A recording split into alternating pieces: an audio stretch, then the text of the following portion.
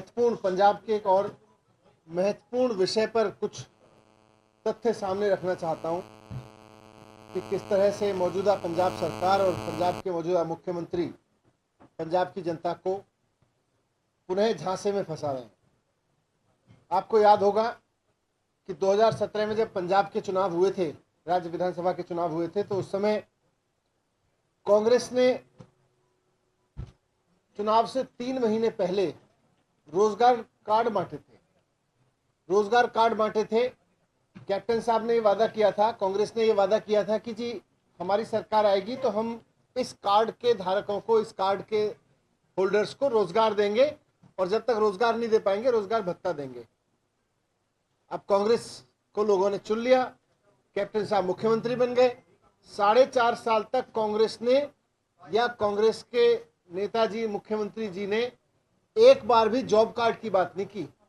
Job card को भूल गए, वो रोजगार को भूल गए, वो पूरी तरह से रोजगार भत्ते की बात भूल गए। उन्होंने 4.5 साल में एक बार भी बात नहीं की।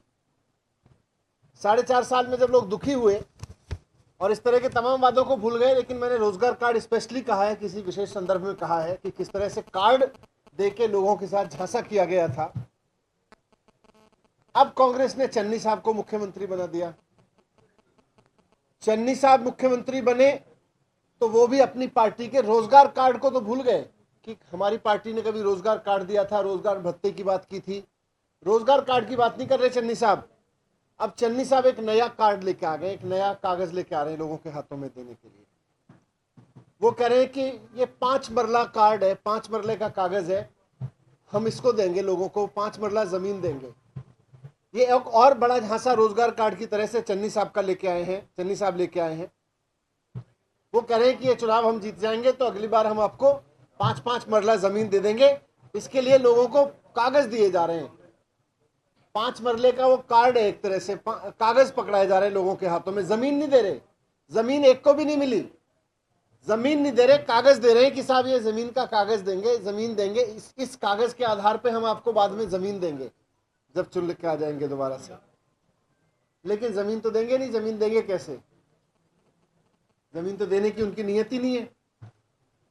मैं पंजाब की जनता से कहना चाहता हूं कि जिस तरह से कैप्टन साहब का रोजगार कार्ड एक बहुत बड़ा झांसा था, एक बहुत बड़ा फर्जीवाड़ा था, चन्नी साहब का ये 5 मरले वाली जमीन का जो कार्ड आपके हाथों में दिया जा रहा है, वो जो कागज आपके हाथों में दिया जा रहा है कि वादा है, वो भी एक बहुत बड़ा झांसा है। एक भी आदमी को जमीन नहीं मिली।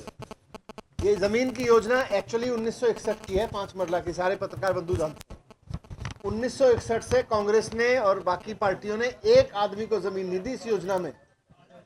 और आज भी चन्नी साहब जमीन नहीं दे रहे, जमीन देने के वादे का कागज दे रहे हैं उसके हाथ में। चन्नी साहब से भी मैं कहना चाहता हूं कि इतना झांसा क्यों दे रहे हैं आप लोगों को? आप तो 3 बार तो एमएलए रह लिए, मंत्री भी रह लिए।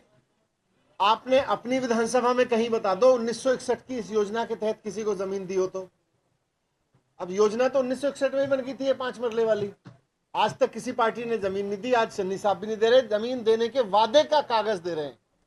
तो जैसे कैप्टन साहब ने कार्ड दिए थे रोजगार के, वैसे ही चन्नी साहब जमीन के कार्ड दे रहे हैं कि हम जमीन देने का वादा करेंगे, वादा कर रहे हैं। लेकिन जमीन नहीं मिलने वाली लोगों को मैं कहना चाहता हूं उतना ही फर्जीवाड़ा है इसमें भी जितना रोजगार कार्ड में फर्जीवाड़ा था, रोजगार कार्ड में फर्जीवाड़ा था। धन्यवाद।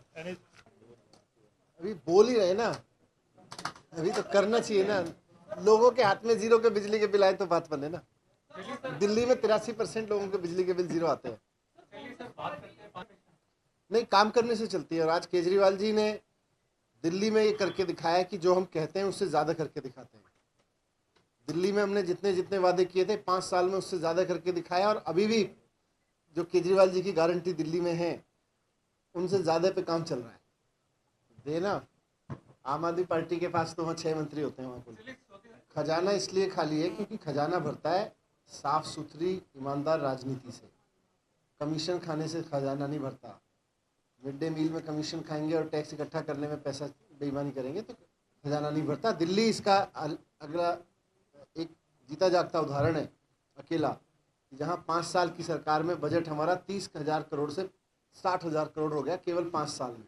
क्यों? क्योंकि ईमानदार राजनीति आई। तो लोगों का जो लोग तो टैक्स देते हैं, उसके टैक्स में इधर उधर चोरी हो जाती है। लोग तो ऐसा नहीं है कि आप बाजार से कुछ खरीद के लाते हो आप टैक्स बिना टैक्स के लाते हो, आप माचिस भी लाते हो तो टैक्स दे के लाते हो। अब वो माचिस का, तेल का, नमक का टैक्स आपका दिया हुआ वहाँ पहुँच रहा है कि नहीं पहुँच रहा है, असली चोरी वहाँ है, और फिर उसके खर्च करने में चोरी है। एक बात पेट्रोल डीजल की आप बात करते हैं, पेट्रोल डीजल नहीं, पूरे देश में महंगा हो रहा है, सारी दुनिया में सस्ता हुआ, सारी दुनिया में सस्ता हुआ, लेकिन हमारी केंद्र सरकार ने जो टैक्स लगाए हुए थे, मान लो 100 रुपये का था, सारी दुनिया में जब 80 रुपये का हुआ तो केंद्र सरकार ने वो 100 रुपये और 80 रुपये का बीच का टैक्स बढ़ा दिया। जनता के पैसे को चोरी करने से अच्छा है कि उससे उसको फ्री बिजली दी जाए। जनता के पैसे को, मंत्रियों के हैं बिजली फ्री मिलेगी, और आम आदमी अपने बच्चे को पढ़ाना चाहेगा, अपने घर में एक पंखा बल्ब चाहेगा तो उसको उसका पैसा देना पड़ेगा, और मंत्रियों को फ्री मिलेगी जनता के पैसे से। ये तो ठीक नहीं है। ठीक तो यह है कि जनता टैक्स दे रही है, जनता टैक्स देती इसलिए है। अरविंद केजरीवाल जी पूरी बात करके गए हैं उसके बारे में, और आम आदमी पार्टी के बारे में यह है कि जो बात करती है रिसर्च करके पूरा एक एक उस पर करती है। अरविंद केजरीवाल जी ने जितनी भी गारंटी दी है, जितने भी वादे किए हैं यहाँ पे, आम आदमी पार्टी की आने वाली सरकार उन सारे वादों को पूरा करेगी, और जिस तरह से दिल्ली में उससे ज़्यादा काम करके दिखाया, उन वादों से ज़्यादा काम करेगी। दिल्ली में 400 नहीं, सबको दे रहे हैं।